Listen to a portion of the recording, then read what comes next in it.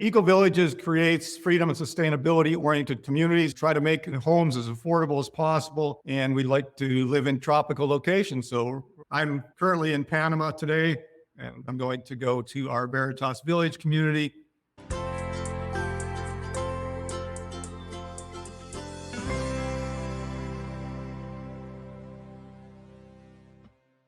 Hello, everyone.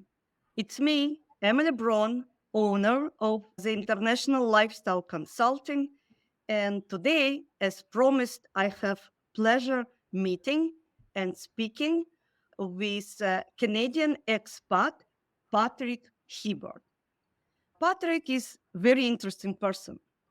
Patrick actually relocated from Canada to Central America years ago. And since then, he was involved in several interesting, for me and our followers, projects.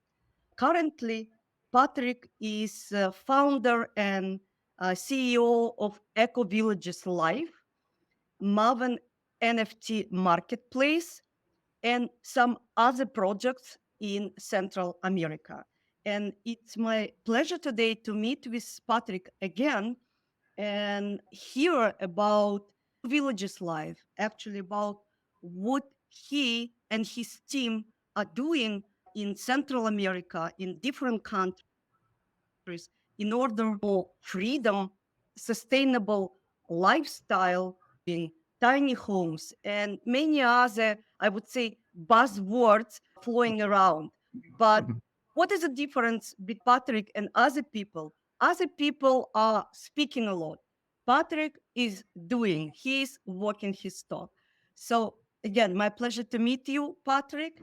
And please tell me, us about your life and recent current projects in Central America. Well, thank you very much, Emily, for having me on your show. I appreciate it. It's always nice to speak with you. You and I had a great conversation the other day, and that was a lot of fun, seeing a lot of similarities in the way we think about freedom and sustainability and what's going on around the world. So I have a little bit of a presentation for you, if you would like. It talks a little bit about our background in eco-villages and what we're doing, and might be the easiest way to do those introductions if you want me to go ahead and do that. Yes, I believe in presentation format, it would be better for all of us to actually get information and digest it later on, because it's a lot of things to be explained here. And thanks for providing us this presentation. And I'm open and actually looking forward to learn more. Just to let you and others know that I'm following this movement. I mean, eco-living, development of existing and launching of new communities for expats in Mexico, in Latin America, in actually Central American countries for years already. And I know and is connected with different developers who are working in this particular direction, but tiny homes living, eco living, and this company is part of my biggest interest as of now. So please share with us, what is eco lifestyle about and what are you doing in Central America now? All right, thanks, Emily. We're going to talk a little bit about living in a freedom and sustainability oriented concept in Latin America. And I'll try to go through the slides pretty quickly, because I know you're probably going to have some questions from folks, and we'll go through that as we can. So as you mentioned, we have a company called Ecovillages.life. I'm one of the founders and CEO of the company. We've been designing and developing freedom and sustainability oriented communities for a couple of decades already in different aspects. My background is actually in software, and I was lucky enough to sell a software company in the late 90s and traveled a bit with my young family at the time, and really fell in love with the Central American area. And that's kind of what got me started thinking, well, I'm going to create communities for people like myself who want to get away from some of the things, and like, for instance, my case, like being Canadian, high taxes, different things like that. But it's over time, it's really become more about freedom and sustainability. And we'll talk a little bit about that as I go through the slides. So as I mentioned, Ecovillages creates freedom and sustainability oriented communities. And we'll talk a bit about what that means. Try to make them as homes as affordable as possible, and we like to live in tropical locations. So we're in the Latin American culture area here now, and I'm currently in Panama today. And in fact, after this presentation, I'm going to go to our Veritas Village community, and we're going to talk a little bit about that one as well. So how did we end up here? Well, after I sold the software company, my son and I, my daughters were a little older and they were out of the home already, but my son and I decided we were going to live on a boat, and we sailed around the area around Vancouver Island in Canada, and we really learned to be self-sufficient, and we really enjoyed it. We obviously caught fish and ate sea asparagus and things like that to do as much as we could to see how long we could go, for how many weeks, for instance, we could go without relying on store-bought groceries. It was more of a fun thing and a challenge, but we really enjoyed it. And we always had a kind of a spare case of pork and beans in the back of the boat. So if we had a bad day of self-sustainability, we could always break those out. But in general, I really wanted to take that concept to land, and thought, okay, well, when you're going to generate your own power, when you're on a boat, you can't have a long extension cord out into the ocean. So you're generating your own power. You can tend to conserve power because you're generating it yourself, usually solar or wind or tidal. And water, desalinating water or salt water, so to make it potable water, and all those sorts of things that we really enjoyed, being self-sustaining, not having any reliance on anybody else or any government or any companies. And so we wanted to take that idea to land, and we created the first off-grid community in Nicaragua. Nicaragua is one of my favorite countries down here. And in fact, Nicaragua kind of proved to be one of the most freedom-oriented countries during COVID. And I'm glad I picked that. Nicaragua was the first country I had a second citizen or residency in. And so over time, we homed in on the different designs and made the homes more self-sufficient. This is still luxury living. You still have your flat screen TVs and fridges and freezers and everything. We're not talking about living in a yurt off grid or whatever. We're talking about high-end luxury homes, just that they're not reliant on others. And then a lot of that was based around people at kind of retirement age looking for, well, where can I go to find community like this? And then when COVID hit, it kind of was awakening for a lot of people. I'm pretty open about the fact that I consider myself libertarian. I'm not into big government. I don't like authoritarian governments. I don't like a lot of high taxing and all the things that come along with that, and censorship and rules.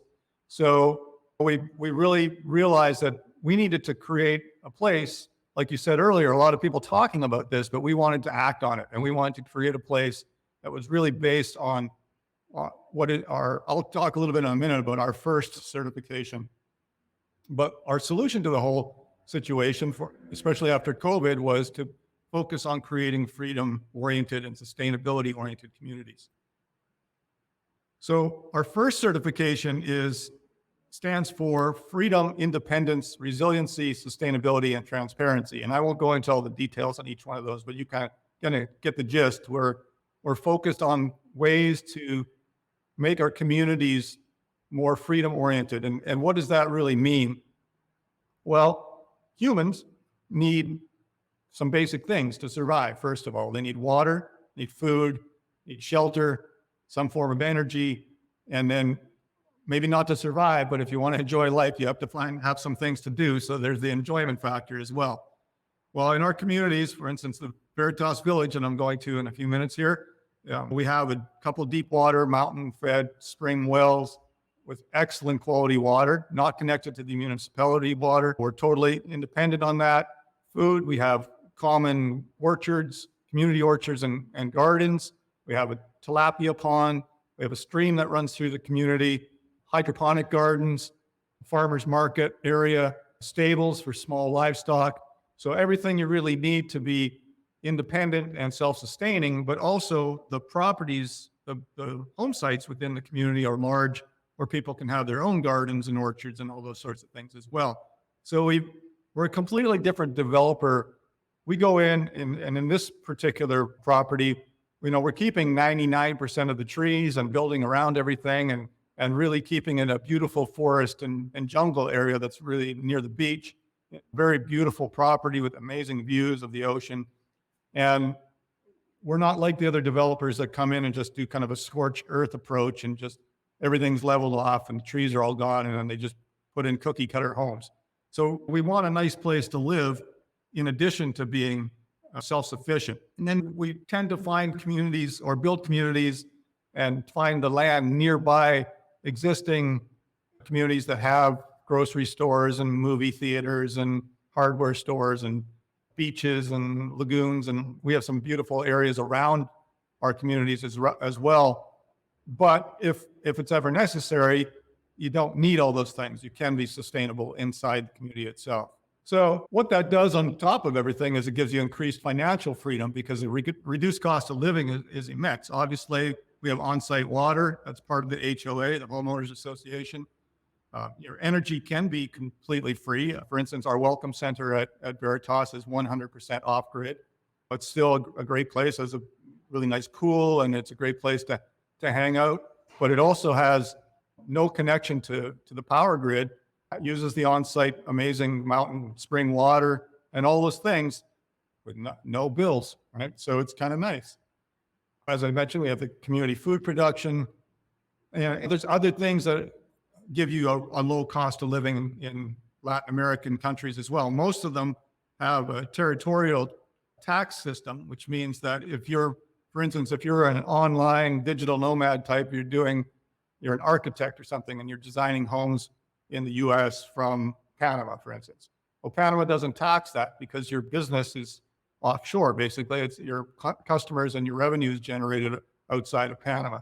So now you're having a tax-free business as well, and tax-free income. And even the property taxes and everything down here are just a fraction of what you find in Europe or North America.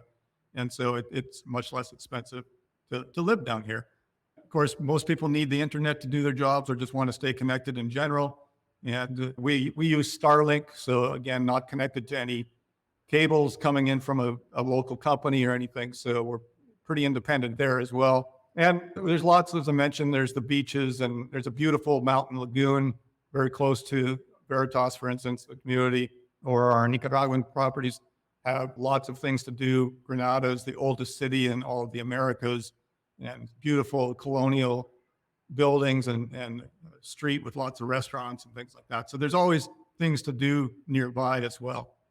Independence, again, I'll try not to spend too much time on this, but I look at these communities as an extension of your home. If you didn't like the mask mandates or vaccine mandates where you were living before, but you basically had to stay in your home, well, the community becomes an extension of your home, and we're many, many acres of community. So if you want to walk around without a mask and those sorts of things and enjoy the community, if any of those sorts of things, if the community decides that they're not applying to this community, then they don't, and the community becomes an extension of your home.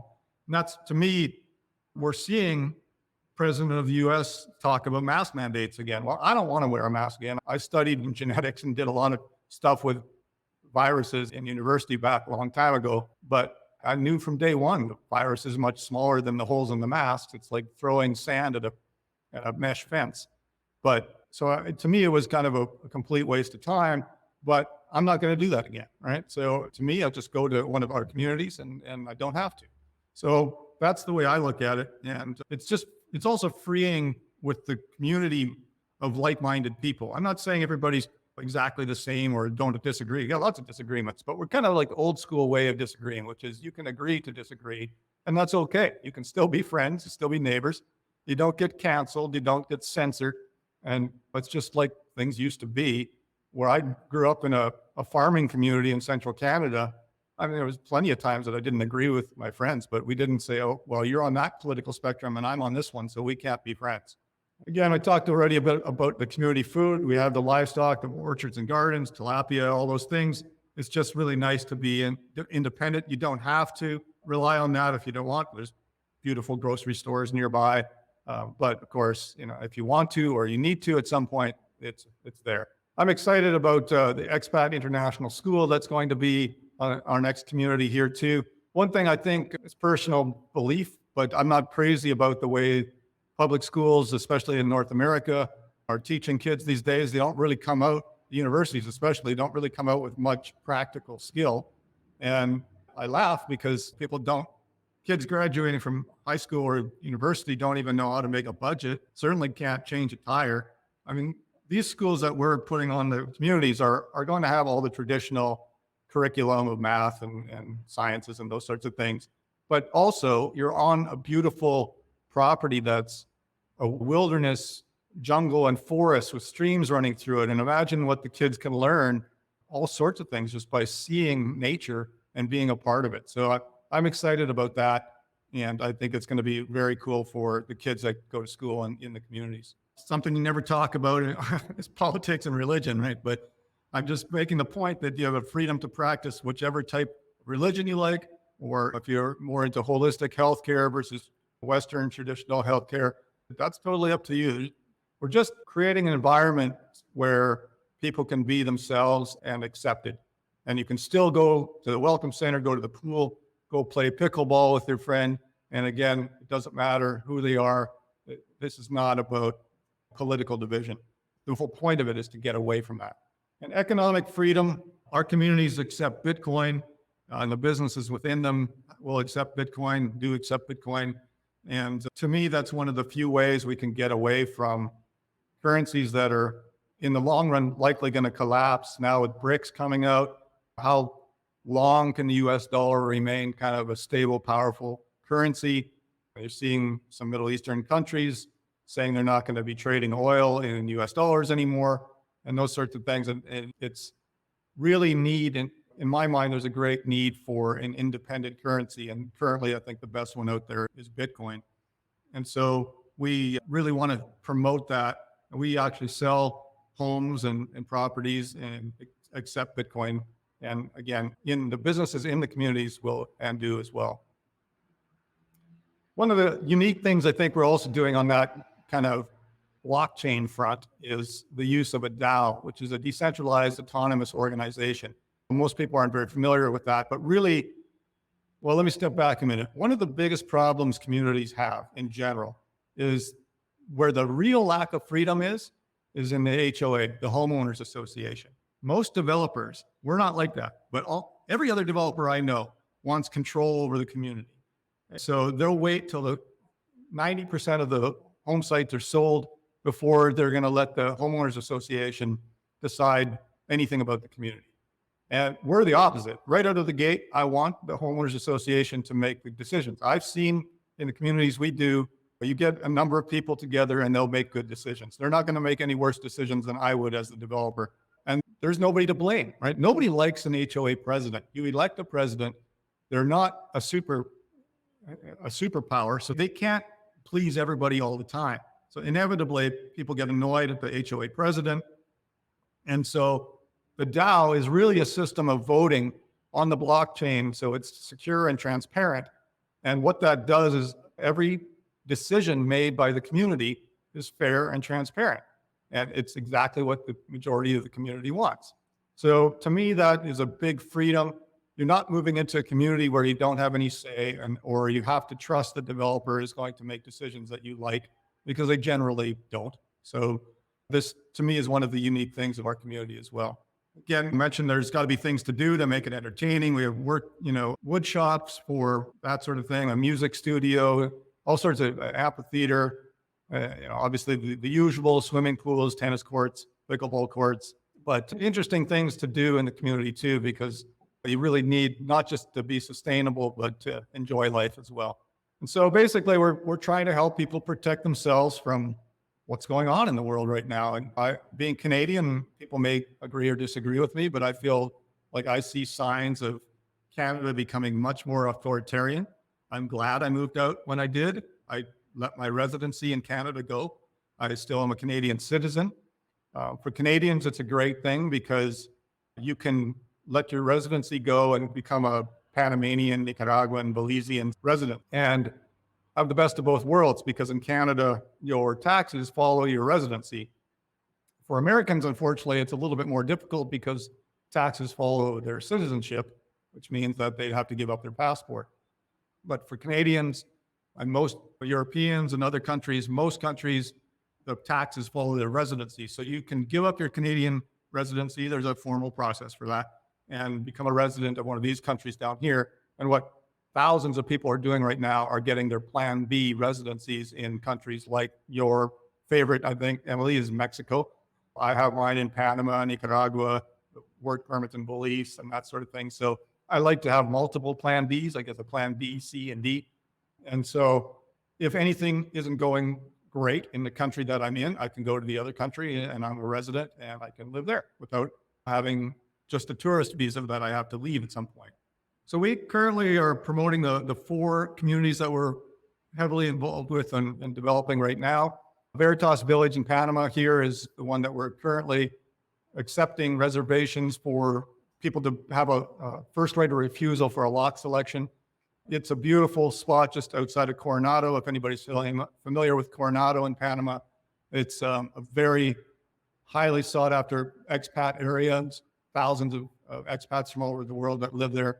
So there's lots of things to do, beautiful beaches and all the things that you expect in a tropical environment, but a lot of things for people to do and a lot of people to meet. A lot of times when people move down to communities like this, they're like, well, am I going to have any friends? It's like, trust me, you're going to have more friends than you want, probably, because I know for my wife and I, we're constantly actually having to say no to doing things because you could keep your social calendar completely full with just doing things with other people that are in like-minded or did the same move that you did. Aruna is in Belize on Ambergris Caye. It's a beautiful Caribbean island, and Belize is becoming more and more popular. It's very accessible from the US, from Miami, Atlanta. There are different direct flights. Again, we have a canal community, so you can boat right up to the side of your home, basically, and you're in the beautiful turquoise waters of the Caribbean with the white sand and everything. It's quite amazing. And Playa Pacifica is a community that we have a number of homes going up in Nicaragua right now. Like I said, our first community was called Milagro Verde that we did almost 2 decades ago now. That was in Nicaragua. Nicaragua was one country out there pretty much in the world that basically said, we're not doing what everybody else is doing when COVID hit. We're not shutting down our economy. We're not doing lockdowns. We're not having mandates. So live as you want to live. And I really was happy that one of my residencies was Nicaragua at the time. And Honduras, we have a beautiful community called The Reef there. And that's also on the Caribbean, right on the beach, looking out at the kind of world famous diving island of Roatan. And so that's a very pretty spot and very affordable homes. We have homes starting at just over $100,000. That includes your home and your lot, and you're right beside the beach. Compared to what the prices are doing in North America and Europe and Australia right now, it's pretty inexpensive. A lot of people come down here and will get two smaller homes or bigger homes. We do everything from tiny homes up to massive luxury mansions. So there's a mix on our communities, and it works really well. People still gather, doesn't matter what walk of life they're from. They find lots of common ground. So that's basically it. If you want to reach out to us, there's the email address, ilc@ecovillages.life. That will go to Emily and ourselves as well. Thank you very much. I learned a lot. Even I knew about the villages and concept, but it's really put kind of all on shelves for me. And I will include your presentation actually and this video to the website to provide people more information about your community, actually to start a conversation about it. But with all this, I get a couple of questions. Okay. And when you were speaking about like freedom from lockdowns and all these obviously things we are looking forward now in, say, Panama or Nicaragua or any other country, even you have a community, but it's a jurisdiction of Panama, this or other country. Like how you can avoid, say, the rules if, say, country, announced the lockdown, how you can avoid it?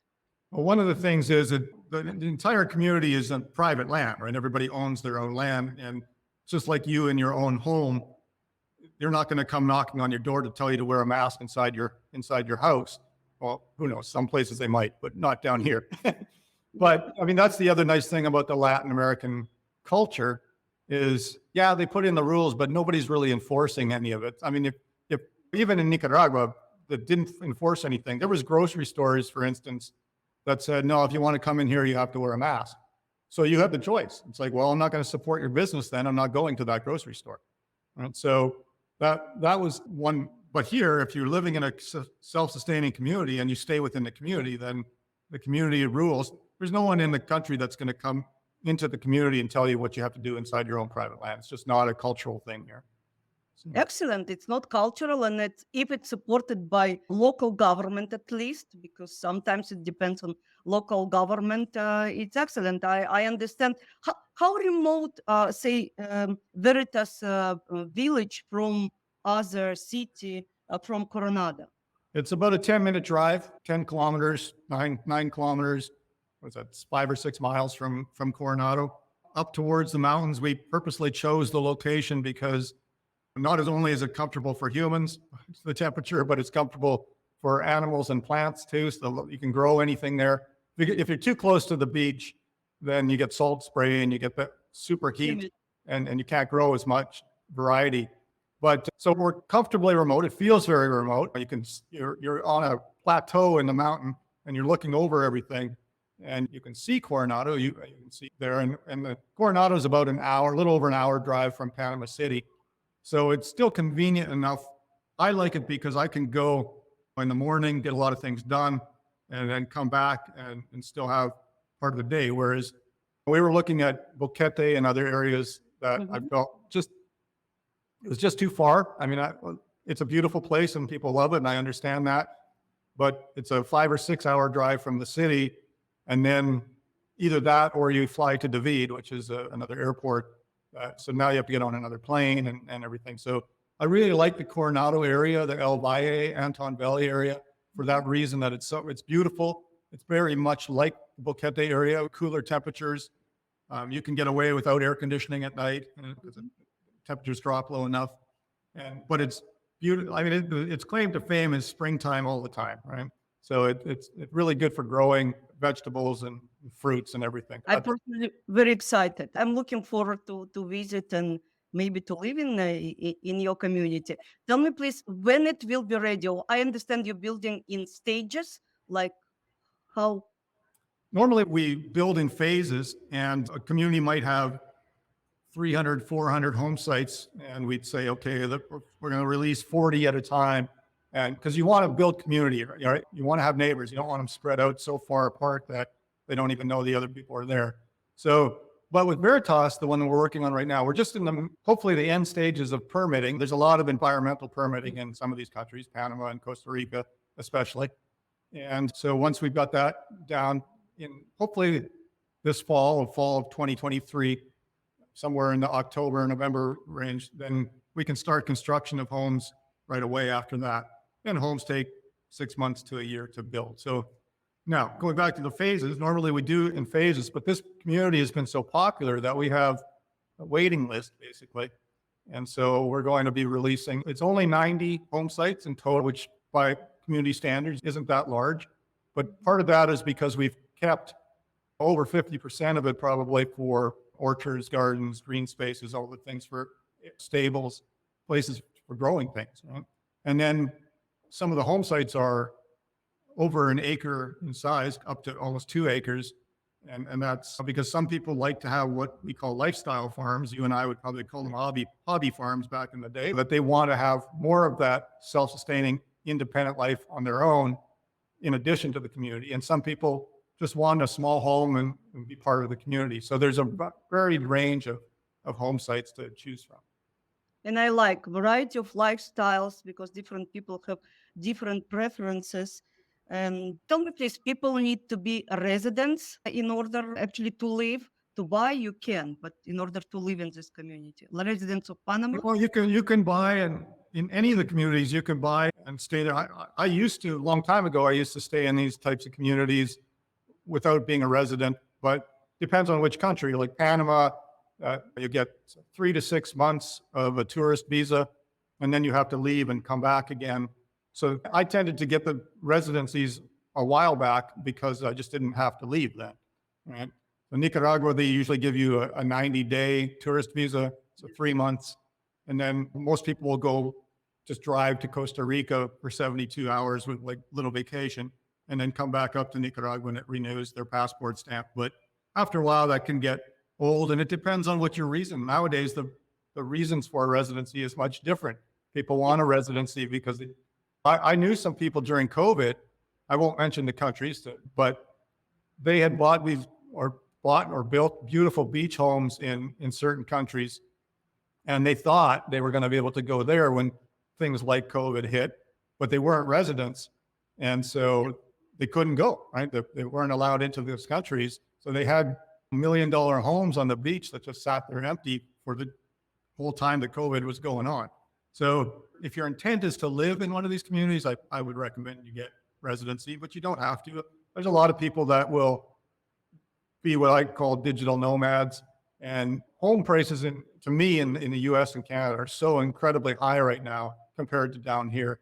So I was talking with my son the other day, and we were trying to, he lives on Vancouver Island, and we were trying to find a home under $1 million that would not be something you would tear down. And to people down here, that's just unheard of, right? So if you had an $800,000 house in Canada and you came down here, you could buy 3 or 4, right, homes. And so what some people do is maybe they buy 2 or 3, one in our reef community on the Caribbean side, one in Nicaragua on the Pacific Ocean side, and one in Veritas in the high country, and maybe spend 4 months in each one and rent the other 2 out. So you have that income that kind of supports your lifestyle going between it, and you get to change your environment once in a while. Right? So then in that case, you wouldn't even really need to be a resident because you'd be hopping between countries. But again, if something like lockdowns happen, you really want to have the residency. Yeah, I always speaking about residency as a plan B, as a precaution, and you need to be kind of legal. Specifically, if you have home, you need to be legal on the ground, not the tourist. There's my approach. I'm speaking about plan B as well. But speaking about Panama in particular community, people would have title like on the land and the home, or if it's community, No, it's exactly the way it is in North America. It's full deeded title to your property. You're part of a community, and there is a homeowners association, and the homeowners association has the ability to create rules, I guess. But that's, like I said, using the DAO, it has to be voted in by everybody that is a resident in the community. So we start the community off with a very light HOA, and then wherever the residents take it from there is up to them. But we try to create as few rules as possible and kind of follow the libertarian concept of like do no harm, respect your neighbors, and just kind of like I said, like it kind of used to be where you knew your neighbors, right? And then you barbecues with them and things like that. And that's becoming less and less of a common thing. But in these communities, and it's interesting because somebody asked me the other day, you've got a community with these massive mansions, and you've got community people living in tiny homes in the same community. And I said, yeah, and it works really well. They get together, have a glass of wine, watch a sunset, and everybody gets along. It doesn't matter what they necessarily have in their bank account. They have like minds tend to gather together regardless of their financial status or whatever it is. So, I mean, it works really well. We have so many friends from all different walks of life in the communities. And I always say, it's kind of like walking into Cheers, if you remember that old TV show where it's like, hey, Norm, like you go in and the people just become your friends. And like I said, one of the top concerns people have when they're moving down to communities like this is, am I going to know anybody or meet anybody? And it's exactly the opposite. You're going to meet way more people than you thought. The social aspect is very important. That's why actually I started my personal research about expat communities of this type long ago, because I understood being immigrant several times in my life, how important, especially at the beginning, actually later in life, to be surrounded by community, by like-minded people. It's just a dream because we are social creature and we need people for support, for entertain, for laughing together, for doing things together. And it's unfortunately what kind of evaporating. It's what I noticed in Canada, to my big surprise. And it's great that there are places of freedom and actually sustainable lifestyle. And now I'm speaking, I know this word is kind of became cliche, but I believe And I know that you're building from best kind of local materials, that you're using solar panels, you're using all these tools and opportunities, which actually cannot be done in Canada up north because we don't have a lot of sun. Yeah. Well, I was doing it in Canada Right. when I lived in Vancouver area. I was doing it, but you needed a system that was 10 times larger, and the payback was, if you're Yeah. lucky, in 25 years, it would pay itself back. Here, it's 3 or 4 years, and you've recouped all the costs because electricity is fairly expensive down here, but it's free if you produce it yourself. And we call ourselves eco-sensible. We're not eco-fanatic, right? I mean, our company's name is Ecovillages, and I get that, but we're very practical about it, and it's because it's, to me, it has to have a financial benefit as well as everything else, right? You can only live so long on feeling good about what you're doing, right? You need, for me, I have a solar and wind system in the home in Veritas because I don't like paying power bills. That's the number one reason. So it cuts my cost of power way down. I can leave my air conditioner on and know that it's not costing me anything. It's enough, actually, the accumulation, like sun and wind power, enough to really to supply to all required electricity. Yeah, I mean, as long as you're smart about it, and the systems are so much better today than they were 5, 10 years ago. I started doing this in the 90s, and it was difficult, to say the least. But now they're so much better. We use smart approaches too, right? Like our stove is gas, our clothes dryer is gas, hot water heater is gas. Those three things are your biggest draw on electricity in a home. And if you can eliminate them and make them gas, well, now you don't have to produce that much power. Now the only thing that's really taking a lot of power is the air conditioning. And that keeps getting more and more efficient every year as well. After this, my wife and I are going up to Veritas. We're staying there for the next couple nights. And if it's warm, we'll be air conditioning the bedrooms, and it's totally 100% off grid. Oh, some people already living, like you No, already we living? have a welcome center there as we're getting things, but I can live there. Okay, I see. Sure. You should live there and kind of oversee what's going on. It's a fun around. time now because we're setting up the orchards and gardens, and we actually have some. One of the reasons I'm going there this afternoon is we have an incubator full of eggs of chickens that are hatching, and so I got to get there and get them all set up in their new chicken coop, so that we can, in the future, those will be laying eggs and all that sort of stuff for breakfast, and so it's kind of to me it's just fun because it's the way I grew up. My parents had a piece of land in a small town. It was a farming community, but we all did our own gardening. Of course, this was in Canada, right? So we had 4, maybe 5 months of growing season. You had a lot of stuff to grow in that little bit of time.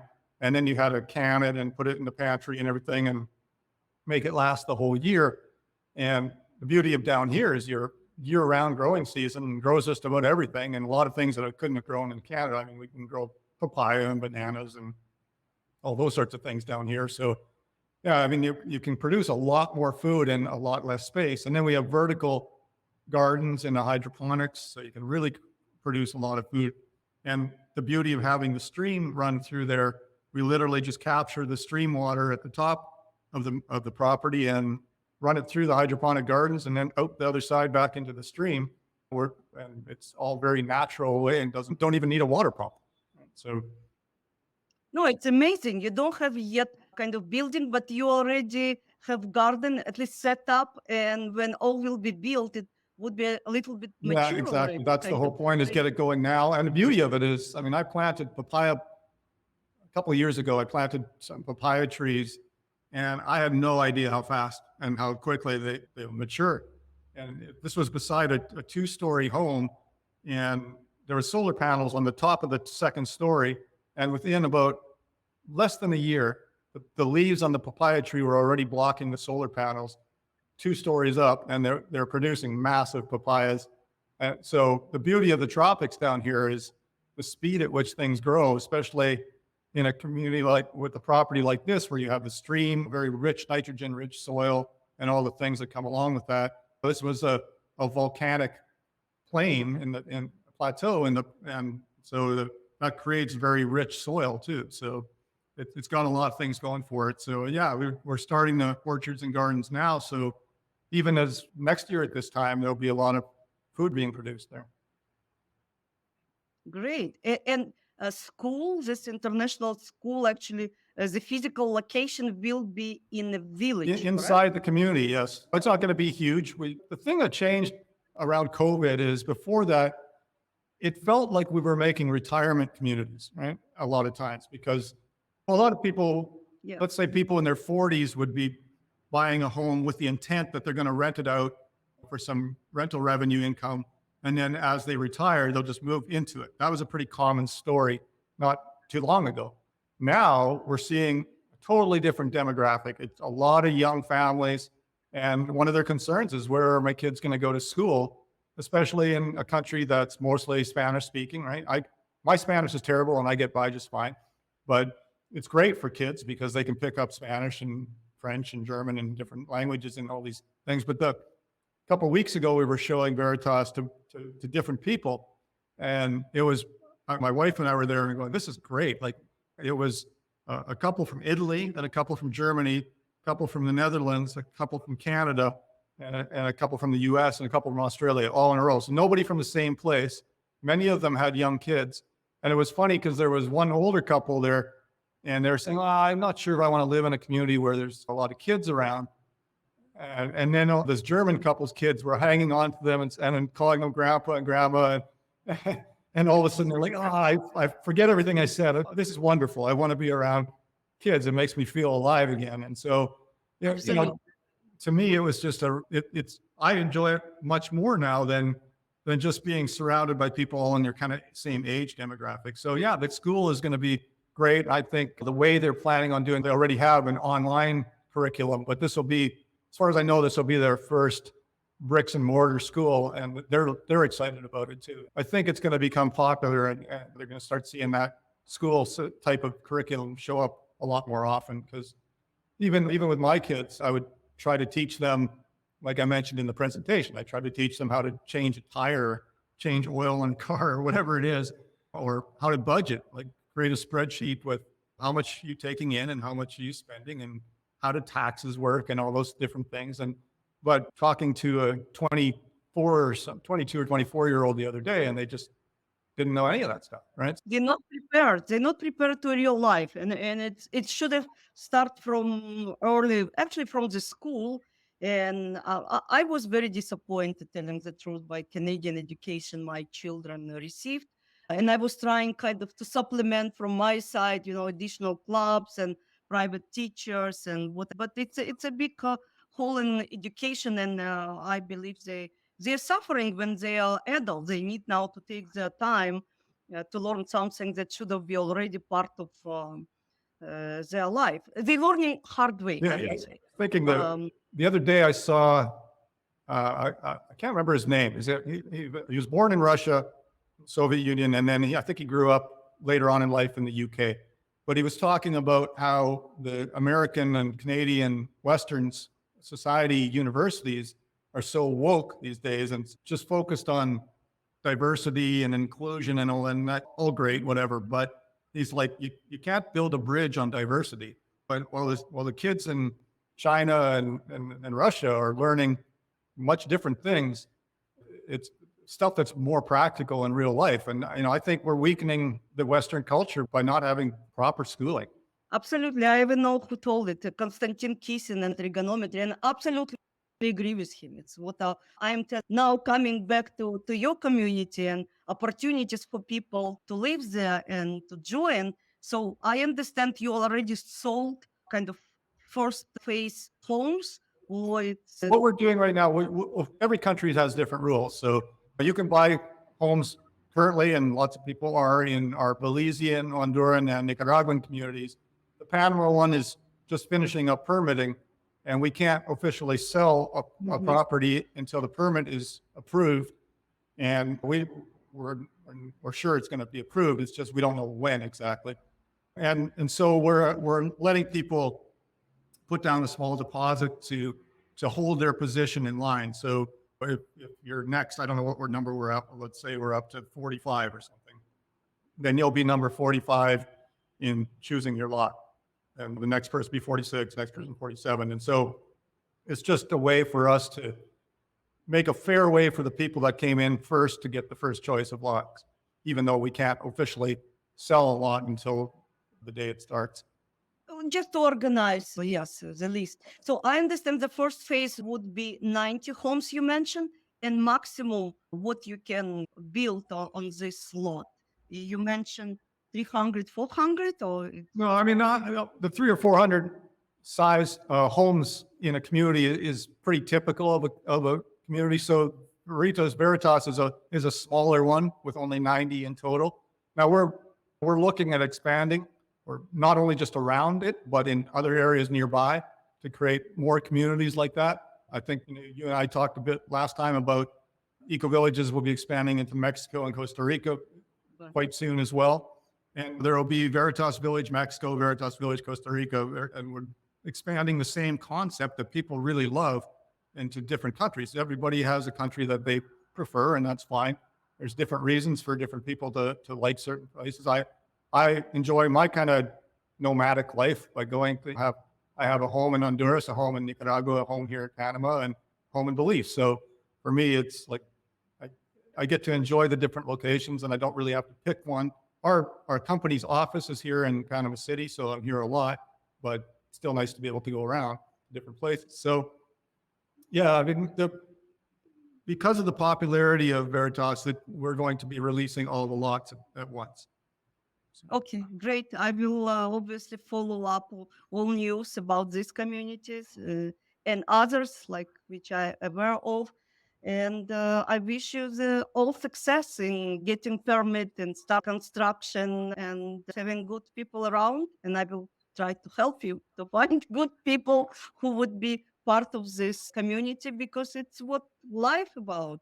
Like enjoy life in community of like-minded people of different age and cultures. Yeah, exactly. It's great. I think yeah, and I appreciate that, Emily. I appreciate you giving us a chance to chat a little bit about our communities. And we're really under pressure right now. There's a lot of people in the world that want to move away from where they are into communities like this. And I mean, it's great for us because I'd hate to build it and sit there and hope that somebody was going to come. But we know there's a lot of people that are already putting down deposits to have a home. And every day we're hearing from more and more people. And I think the statistics I saw this was for Nicaragua, but it was something like for every one person before COVID, there was 20 to 30 people moving to Nicaragua immigrating to Nicaragua after COVID or during, because of the way they handled it. And that's probably a very similar statistic for all the countries down here. People are opening their eyes and realizing,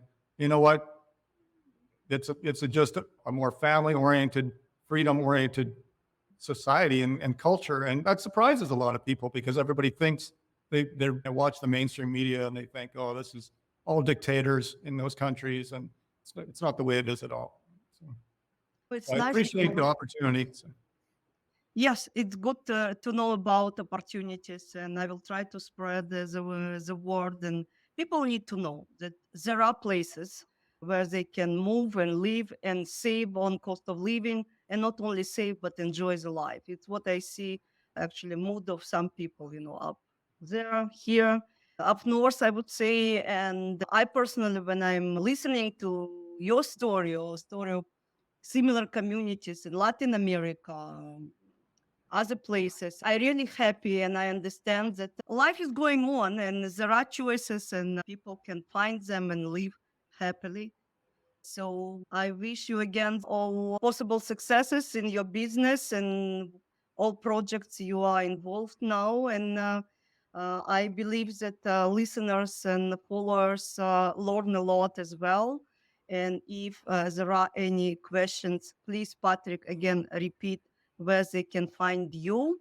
And I will put information about your community, how to connect with me, because I will try to represent your project as well. So Yeah, you can look at our website of all the different communities that we're working on at www.ecovillages.life. And the email that will go to ourselves and to Emily is ilc@ecovillages.life. thank you very much. I already get kind of personal email in your system. It was again pleasure to meet you, and I believe we'll continue conversation about kind of next phase of Veritas or other projects for freedom-loving communities in Central America. Thank you.